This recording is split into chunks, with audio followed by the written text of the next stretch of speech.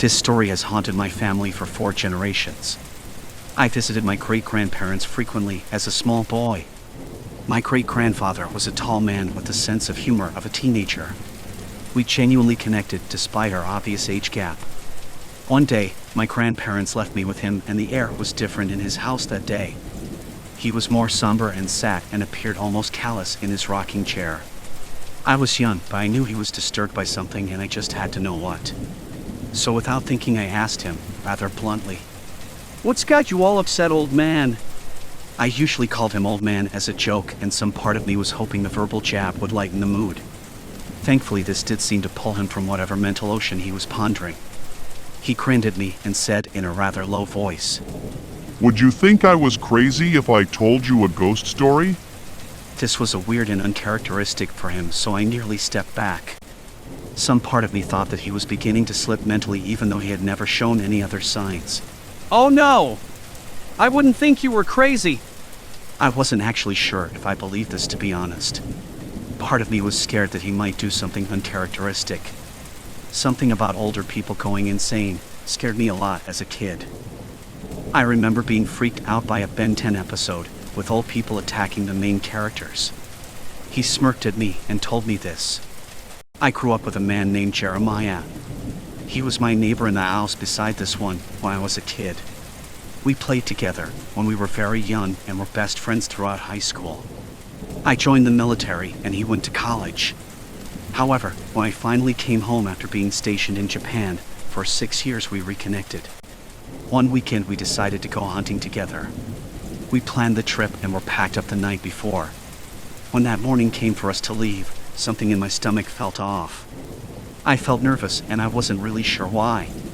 The whole time driving, I couldn't settle my nerves and nearly called the whole thing off thinking I had some kind of breakdown.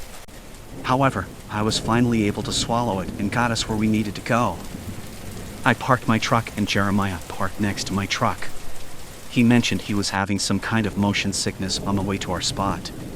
I mentioned I had similar symptoms and we shrugged it off thinking maybe it was the road. Walking through the woods, I came across a clearing I didn't remember when I originally set up the spot. The air felt light and it felt like every instinct I had told me to turn around and go home. I pushed through and about halfway through the clearing I realized I heard footsteps and breathing right behind me. The wind seemed to spiral around the clearing and my nerves finally broke and I wanted to leave. I told Jeremiah to step back a bit, but when I looked back he wasn't there. I called for him for a bit and used a whistle I packed hoping he would hear it and say something or whistle back. When he didn't, I ran towards where we were parked until I made it back to my truck.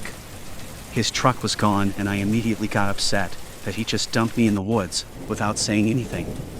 I drove back pissed and went to his house to figure out what was going on. When I got there, his parents were there. They passed the house onto him when he turned 20 and hadn't lived there in a few years. When I asked them about when Jeremiah would be back, they looked at me shocked, saying they never had a son named Jeremiah. I was very confused by this and eventually started asking everyone else. Nobody had ever heard of him. He wasn't in our yearbooks or school pictures. The only evidence that he ever existed was the list of things we packed for the camping trip that I still have. It is worn and old now, but it has his name and what he was expected to bring. He looked a little downtrodden when he finished the story and I didn't really know what to say. I remember hugging him and hoping he wasn't losing it. When my grandfather picked me up to go back home, since I was raised by my grandparents, I told my grandfather I thought his dad may be starting to need more help being looked and I started to tell him the story that I was told before he cut me off. He isn't beginning to lose it just yet. He's been telling that story with that paper in his wallet since I was a kid. He told it to your dad when he was growing up as well. I believe him. Or at least that he truly believes it. I didn't know how to take this. Since my grandfather didn't believe in ghosts, aliens, or any cryptids. I still think about it sometimes since my great-grandfather has passed and I still have the packing list for the hunting trip him and Jeremiah were supposed to go on.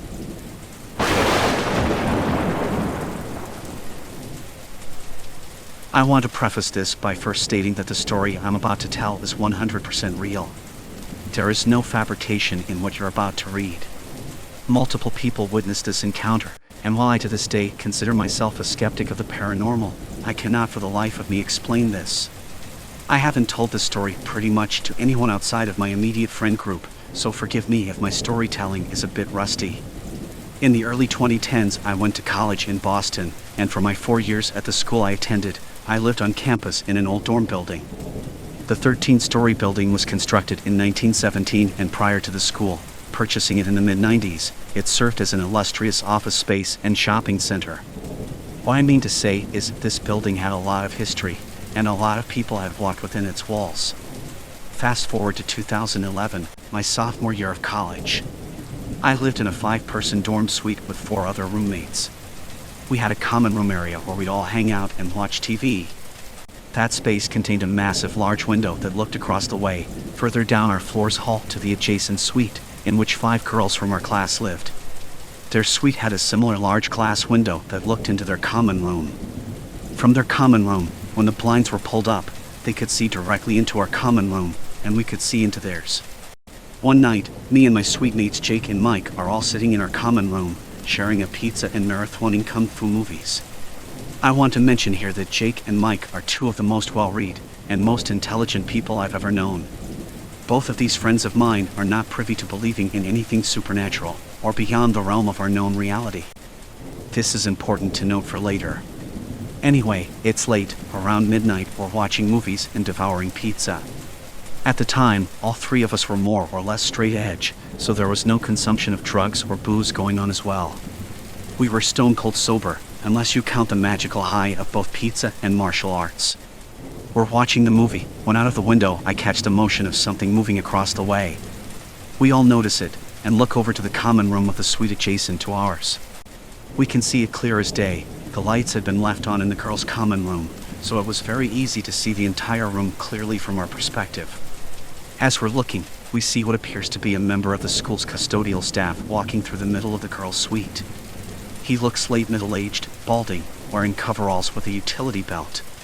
It wouldn't have been that odd except for the fact that the school's custodial department is closed early, like before 9 p.m., and no custodians make calls beyond that time.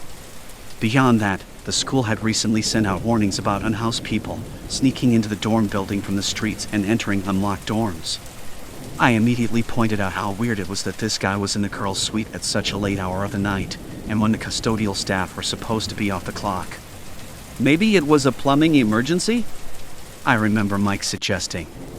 Could be, I replied, but something still felt off about it.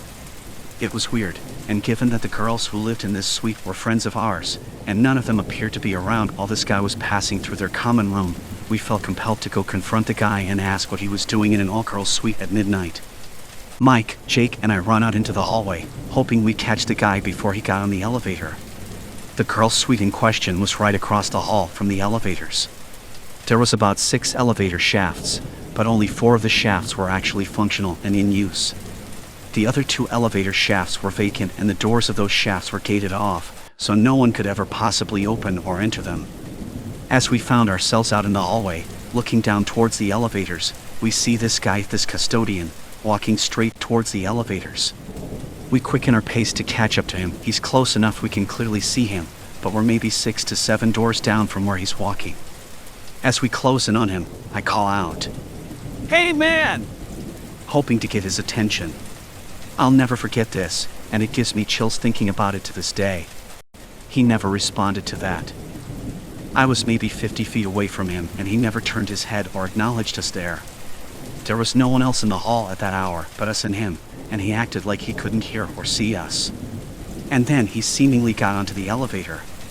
Only when we reached the exact spot where we had clearly seen him step into, we realized he had stepped into one of the vacant, closed elevator shafts. Our minds were reeling. Both Mike and Jake tried to make logical sense of what we had just witnessed. Maybe we just thought we saw him get into this one, but it was just a trick of perspective, Jake suggested. But that was impossible. If that had been the case, the doors of that elevator would not have closed by the time we reached where we saw the man walk. The doors always took more than 5 full seconds to close, and we had reached the spot where he vanished long before that was over. It was probably less than 3 seconds. All 3 of us stood there, completely perplexed. To this day I can't explain it, and Jake gets annoyed if I bring it up. I think largely because he's an extremely rational person, and yet he can't explain it either. It was beyond strange and weird. And this guy wasn't transparent. He didn't look like ghosts do in the movies. He was solid, or so it seemed. Fully clothed in flesh and blood. And yet, this man vanished into the wall. He stepped onto a closed elevator that could never have opened to begin with. The next day I saw one of our friends who lived in that suite as I returned from class. Hey, I have a weird question to ask you. I started. Did you guys by any chance call a custodian to your suite last night around midnight? Did you have a plumbing emergency, or did anyone lock their keys in their room or something? A puzzled and almost scared look spread across her face the second I asked this. No, She replies. we were all in bed by then. We all had super early morning classes today. At this moment, I'm even more freaked out, and she could see it on my face. Why? She asked. I told her about the man and everything we had seen, which predictably freaked her. But she said it was possible one of her suite mates had indeed called in an emergency, and so she said she'd check with all of them and see if any of them did. She did check, and no one had called anyone to the suite that night. I have no clue what we saw, or what we experienced that night, but it has deeply disturbed me ever since. I've never had any sort of supernatural encounter before or after this happened, but this remains one of the strangest, most unsettling experiences I've ever had. And to this day, none of us are able to explain it. It was as if this man the three of us all saw wasn't there at all.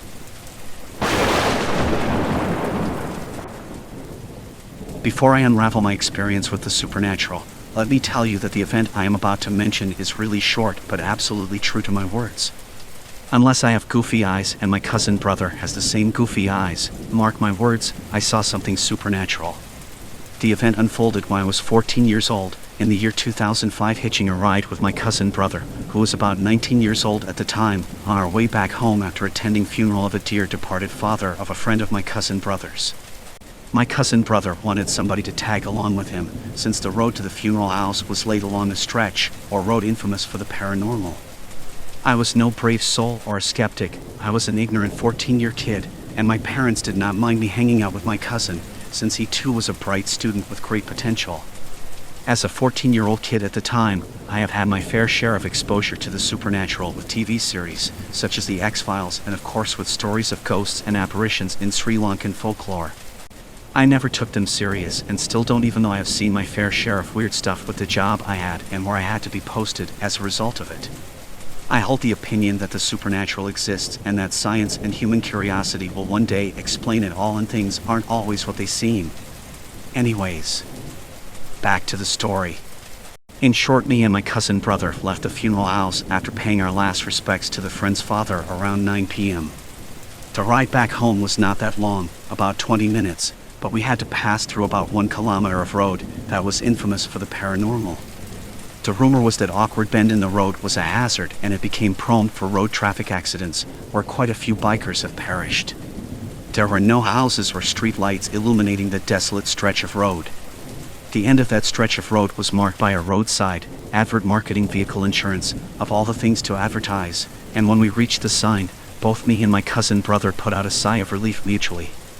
Somehow the too much soda we had at the funeral started acting up, and we both really had to answer the call of nature under the cold wind we encountered.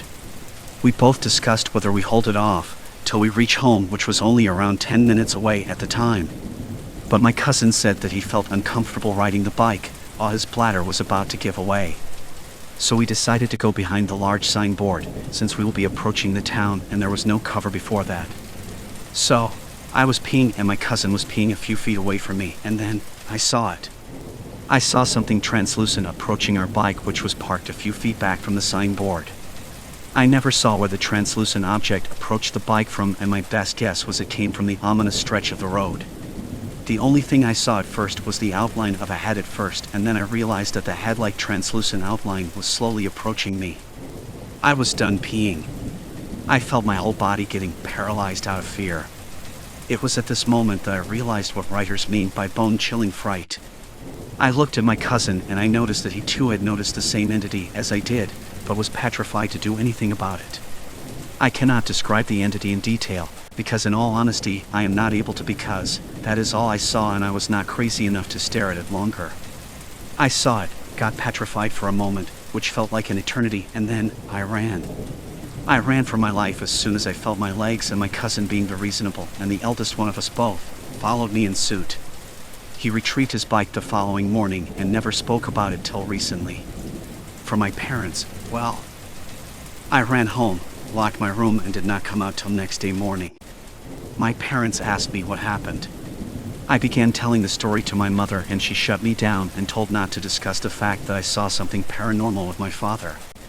I learned afterwards that my father and his younger brother had an encounter of their own which was way more serious than the one I had.